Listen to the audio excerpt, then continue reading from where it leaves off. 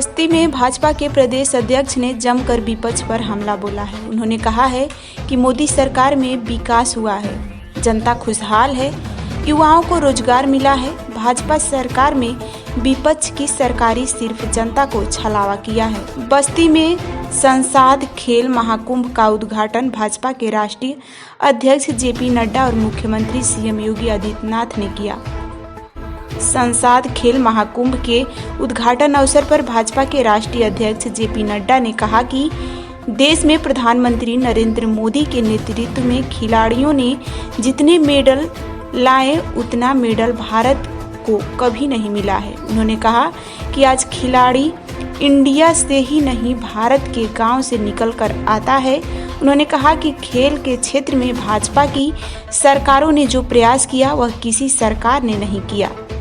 Olympic के लिए भारत सरकार 8,000 खिलाड़ियों को प्रशिक्षण दे रहा है, जिसमें 6,000 पुरुष और 4,000 महिलाएं खिलाड़ी शामिल हैं। उन्होंने कहा कि संसद खेल महाकुंभ प्रधानमंत्री जी के प्रेरणा से पूरे देश में आयोजित किया जा रहा है, लेकिन बस्ती का संसद खेल कुंभ तीसरे वर्ष भी ऐतिहासिक है, जिसमें बस्ती के सांसद हरीश द्विवेदी का बहुत ही सराहनीय प्रयास है। उन्होंने कहा कि समाज के सबसे निचले तबके जनजाति, दलित, गरीबों को बढ़ाने का कार्य प्रधानमंत्री ने किया है। उन्होंने कहा कि आज विकसित भारत और प्रधानमंत्री के विजन के कारण भारत की जनता 3 राज्यों में प्रचंड बहुमत के साथ सरकार बनाएगी।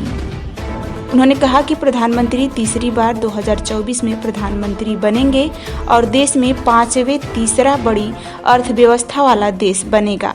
उन्होंने कहा कि भारतीय स्टील के तीसरे तो ऑटोमोबाइल के क्षेत्र में है, जापान से भी आगे निकल गया है। आज बस्ती के शहीद सत्यवान सिंह स्टेडियम में 10 वर्षीय संसद खेल महाकुंभ के उद्घाटन समारोह को संबोधित करते हुए ये बातें कही है। उद्घाटन अवसर पर प्रदेश के मुख्यमंत्री योगी आदित्यनाथ, प्रदेश अध्यक्ष भूपेश चौधरी, प्रभारी मंत्री राकेश सचान, खेल मंत्री गिरीश चंद्र यादव, परिवहन मंत्री दयाशंकर सिंह, कार्यक्रम संयोजक सांसद हरीश द्विवेदी सहित अन्य विधायक सांसदों ने कार्यक्रम को दीप प्रज्वलित कर उद्घाटन किया। खेलो इंडिया कार्यक्रम 2016 में शुरू हुआ।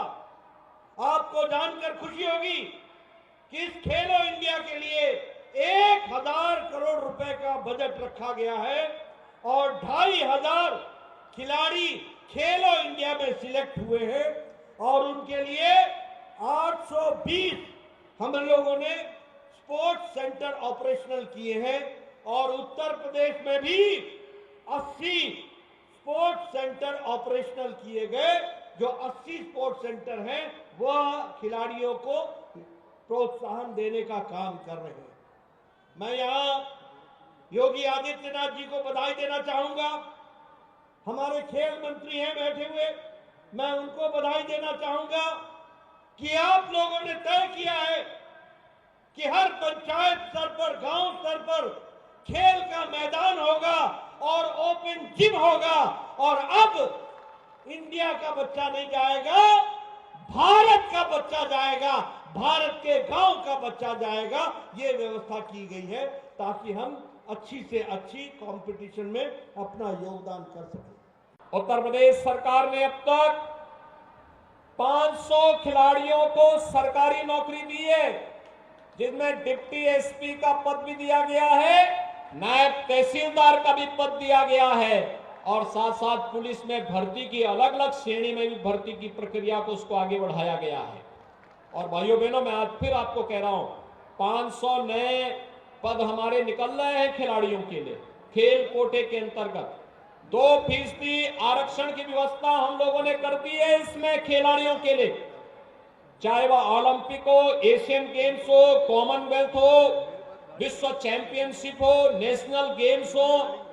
जो खिलाड़ी मेडल प्राप्त करेगा उसको सरकार सरकारी नौकरी देने की व्यवस्था भी करेगी और आजीवन उसके भरण पोषण के लिए सपोर्ट भी करेगी।